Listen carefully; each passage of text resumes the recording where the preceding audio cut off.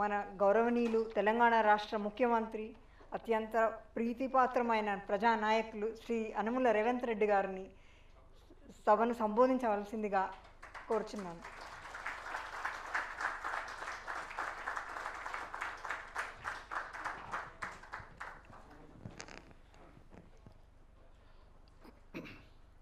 Basavatarakam cancer hospital 24వ వార్షికోత్సవం మా అన్న నందమూరి బాలకృష్ణ చైర్మన్గా ఈ కార్యక్రమాన్ని నిర్వహించి ఈ కార్యక్రమంలో పాల్గొనాలని నన్ను వారు ఆహ్వానించడం జరిగింది. మనస్ఫూర్తిగా వారికి కృతజ్ఞతలు తెలియజేస్తున్నా. ఇది ఒక మంచి అవకాశం నాకు తెలంగాణ రాష్ట్ర ముఖ్యమంత్రిగా. నందమూరి తారక రామారావు గారి ఆలోచనతో చంద్రబాబు నాయుడు గారు సహకారంతో 24 సంవత్సరాలు పూర్తి చేసుకొని లక్షలాది మందికి కోట్లాది మందికి సేవలు అందించి దేశంలోనే ఆదర్శంగా నిలబడే విధంగా తీర్చిదిద్దిన ఈ సంస్థ మీరు నిర్వహించే కార్యక్రమంలో పాల్గొనడం నాకు చాలా సంతోషాన్ని ఇచ్చింది. నాతో పాటు ఈ కార్యక్రమంలో నామ నాగేశ్వరరావు గారు, విశాఖపట్నం పార్లమెంట్ సభ్యులు యువమిత్రుడు భరత్ గారు, నూరి దత్తాత్రేయులు గారు, ప్రసాద్ గారు, ఇతర మిత్రులు, బసవతారకం సిబ్బంది, నందమూరి తారక రామారావు గారి అభిమానులందరికీ కూడా నేను మనస్ఫూర్తిగా అభినందనలు తెలియజేస్తున్నాను.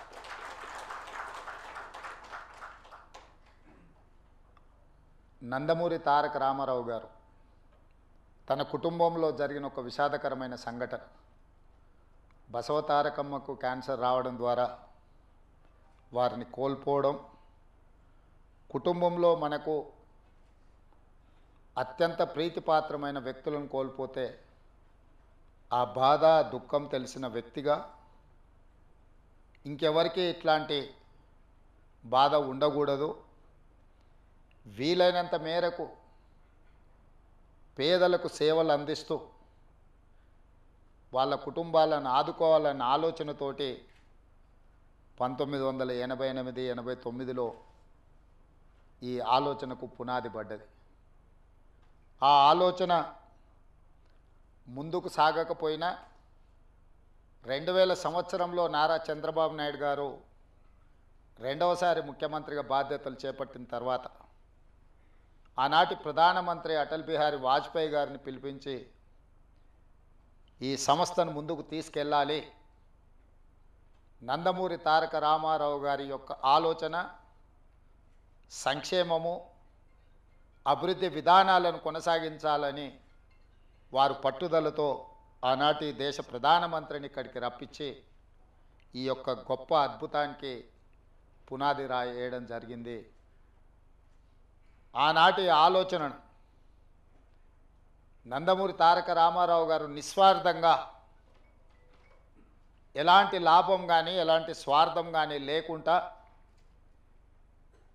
తెలుగు ప్రజలకే కాదు ఈ దేశంలో ఉండే ఎవరికైనా క్యాన్సర్ అంటే ఒక మహమ్మారి, అది ఒక మందు లేని జబ్బు, క్యాన్సర్ అంటే ఒక భయం ఉన్న సందర్భంలో లేదో దీన్ని నివారించవచ్చు, నిలువరించవచ్చు, నయం చేయొచ్చు అనే నమ్మకాన్ని కల్పించడానికి వారు ఒక నిర్ణయం తీసుకొని ఆ నిర్ణయాన్ని ముందుకు తీసుకెళ్తూ ఇవాళ క్యాన్సర్ వచ్చిందంటే కూడా భయపడకుండా హాస్పిటల్స్కి వచ్చి ట్రీట్మెంట్ చేసుకొని పూర్తిగా బాగు చేయించుకొని నవ్వుతూ బయటకు వెళ్ళే పరిస్థితిలో ఈరోజు ఈ తెలంగాణ రాష్ట్రంలో హైదరాబాద్ నగరంలో దేశంలో ఉండే వాళ్ళకి ఎంతోమందికి మేలు జరుగుతుంది అని అంటే ఆ రోజు వారు ఏ కళ అయితే కన్నాడో, ఏ విధంగా అయితే పేదలకు సహాయాన్ని అందించాలని వారు ఆలోచన చేసిండ్రో ఈరోజు అది అమలు జరుగుతుంది.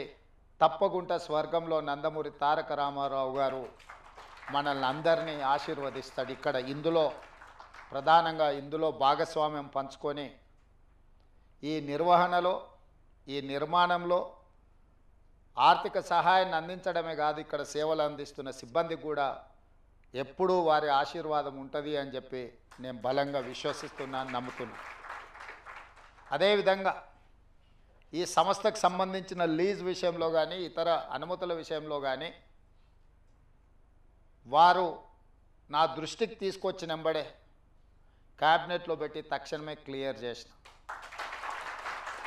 ఎందుకు అంటే ఈనాడు కొన్ని ప్రత్యేకమైన పరిస్థితుల్లో మేము ఉన్న ఈ హోదా, ఈ గౌరవం వారు ఏ స్వార్థం లేకుండా ఏర్పాటు చేసిన ఒక రాజకీయ పార్టీ మాకందరికీ అవకాశం కల్పించింది. ఆ ఆలోచనను, ఆ విధానాన్ని ఆ సంస్థలో పేదలకు సేవ చేయాలన్న ఆలోచనను అలవర్చుకున్న మేము తప్పకుండా ఇట్లాంటి కార్యక్రమాలకు అండదండగా నిలబడడం జరుగుతుంది భవిష్యత్తులో కూడా. అదేవిధంగా ఈ వేదిక మీద నుంచి ఒక్క మాట చెప్పదలుచుకున్నాం. మనలో ఉన్న ఆట నైపుణ్యం వెలికి రావాలి, ప్రజల గుర్తింపు జరగాలంటే నైపుణ్యం కలిగిన ఆటగాడితో పోటీ పడాలి అని పెద్దలు చెప్తూ ఉంటారు. ఈరోజు పక్క రాష్ట్రంలో నారా చంద్రబాబు నాయుడు గారు ముఖ్యమంత్రిగా బాధ్యత చేపట్టిన తర్వాత అభివృద్ధిలో, సంక్షేమంలో వారితో పోటీ పడి ఈ రాష్ట్రాన్ని ముందుకు నడిపించే అవకాశం నాకు వచ్చింది.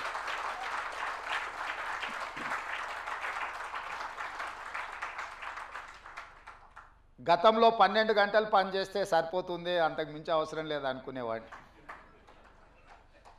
కానీ ఇప్పుడు వారు 18 గంటలు పనిచేస్తే నేను 12 గంటలతో సరిపెడితే కుదరదు. కాబట్టి మా అధికారులకు, మా సహచరులకు మనం కూడా 18 గంటలు పని చేయాల్సిందే. అభివృద్ధి విషయంలో, సంక్షేమం విషయంలో పోటీపడి ఈ 2 తెలుగు రాష్ట్రాలు ప్రపంచానికే ఒక రోల్ మోడల్గా నిలబడాలి అని నేను భావిస్తున్నాను. ఆ దిశగా మా ఆలోచన, మా విధానాలు, మా నిర్ణయం ఉంటుంది. అందులో భాగంగానే తెలంగాణ రాష్ట్రంలో చాలా హాస్పిటల్స్, అంటే ఇది Hyderabad is the hub for hospitals, కానీ నా ఆలోచన హెల్త్ టూరిజం హబ్ని ఒకటి క్రియేట్ చేయాలని మా ప్రభుత్వం ఆలోచన చేస్తుంది. ప్రపంచంతోనే పోటీ పడే విధంగా ప్రపంచంలో ఉండే అన్ని జబ్బులకు సంబంధించి ఇక్కడనే వైద్యం అందే విధంగా ఒక హెల్త్ టూరిజం హబ్ని డిజైన్ చేయాలని ప్రాథమికంగా మేము ఒక అంచనాకు వచ్చినాం. శంషాబాద్ ఇంటర్నేషనల్ ఎయిర్పోర్ట్ చుట్టుముట్టూత స్థలాన్ని సేకరించి ఒక 500 నుంచి 1000 ఎకరాలలో ప్రపంచంలో ఉండే రాణించిన ఈ రంగంలో పేరుగాంచిన సంస్థలను అన్నిటిని కూడా రప్పించి అక్కడ వాళ్ళకు అనుమతులు ఇచ్చి ప్రపంచ దేశాలలో నుంచి ఎవరైనా హైదరాబాద్కి వెళితే ఎలాంటి జబ్బుకైనా వైద్యం అందుతుంది అనే విధంగా తీర్చిదిద్దాలన్న ఆలోచన మా ప్రభుత్వం చేస్తున్నది. ప్రధానంగా హెల్త్ ఆర్గనైజేషన్స్లో పనిచేసే డాక్టర్లే కానీ నిపుణులకు తెలుసు, ఈరోజు మన దేశంలో అత్యధికంగా మిడిల్ ఈస్ట్ కంట్రీస్ నుంచి చాలామంది పేషెంట్స్ ఇక్కడికి వచ్చి వైద్యం చేయించుకొని వెళ్తున్నారు. వాళ్ళకి రావడానికి పోవడానికి అవసరమైన విమాన సౌకర్యాలే కాదు, విమానాశ్రయంలో దిగిన తర్వాత కూడా వాళ్ళకి ఎలాంటి ఇబ్బంది జరగకుండా ఒక గ్రీన్ ఛానల్ ఏర్పాటు చేసి మిడిల్ ఈస్ట్ కంట్రీస్ నుంచి ప్రధానంగా ఇక్కడ వైద్యం కోసం వచ్చే వాళ్ళకందరికీ కూడా ఒక అద్భుతమైన సౌకర్యాలు ఏర్పాటు చేయాలన్న ఆలోచన మా ప్రభుత్వానికి ఉన్నది. తప్పకుండా ప్రణాళికతో ముందుకు వస్తాము. ఆ ప్రణాళికలో భాగంగా ఇంతకుముందు అన్న బాలకృష్ణ గారు, నామ నాగేశ్వరరావు గారు బసవతారకం క్యాన్సర్ హాస్పిటల్కి అదనంగా ఇంకా కొంత స్థలాన్ని కేటాయిస్తే మేము సేవల్ని విస్తరిస్తామని వారు చెప్పడం జరిగింది. ఆ హెల్త్ టూరిజం హబ్లో తప్పకుండా బసవ తారకానికి స్థలాన్ని కేటాయించి ప్రపంచంతో పోటీపడే తెలంగాణ రాష్ట్రంలో మీ పాత్ర తప్పకుండా ఉంటుంది, మీ సేవల్ని తప్పకుండా వినియోగించుకోవాలని మా ప్రభుత్వం భావిస్తుంది. మొదటి తరం నందమూరి తారక రామారావు గారు, రెండవ తరం చంద్రబాబు నాయుడు బాలకృష్ణ గారు, మరి మూడవ తరం మా మిత్రుడు భరత్ అండ్ లోకేష్ బాబు ఏం చేస్తారో చూడాలి. ఇది వాళ్ళ బాధ్యత. ఎందుకంటే వారసత్వంగా సంక్షేమము రాజకీయము ఏదైతే అనుకుంటున్నారో సేవ చేయాలన్నది కూడా వాళ్ళదే బాధ్యత. ఎన్టీ రామారావు గారు సినీ రంగంలో వారు అడుగు పెడితే వారితో పోటీ పడిన వాళ్ళు లేరు. రాజకీయాలలో వారు అడుగు పెడితే వారు సాధించనిది లేదు. ఈ దేశంలో ఈనాడు సంకీర్ణ రాజకీయాలకు పునాది పడ్డది కేంద్ర స్థాయిలో, రాష్ట్ర స్థాయిలో అంటే national front, United front, NDA లాంటి ఈ సంకీర్ణ రాజకీయాలకు పునాదులు వారు వేసిండ్రు. ఈరోజు దేశ రాజకీయాలనే సంకీర్ణ రాజకీయాలు ఈరోజు నడిపిస్తుంది. అదేవిధంగా సంక్షేమం.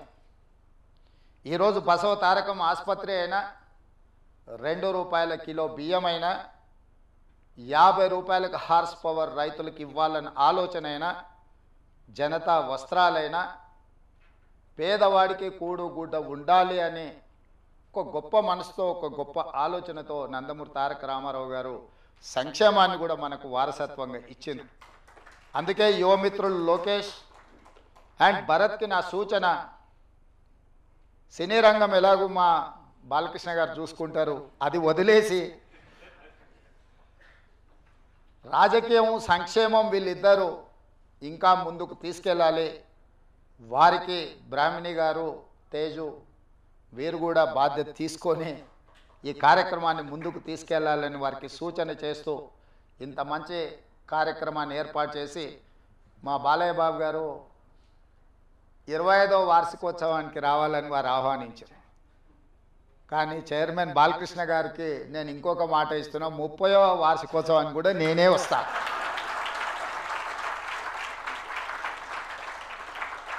ధన్యవాదాలు.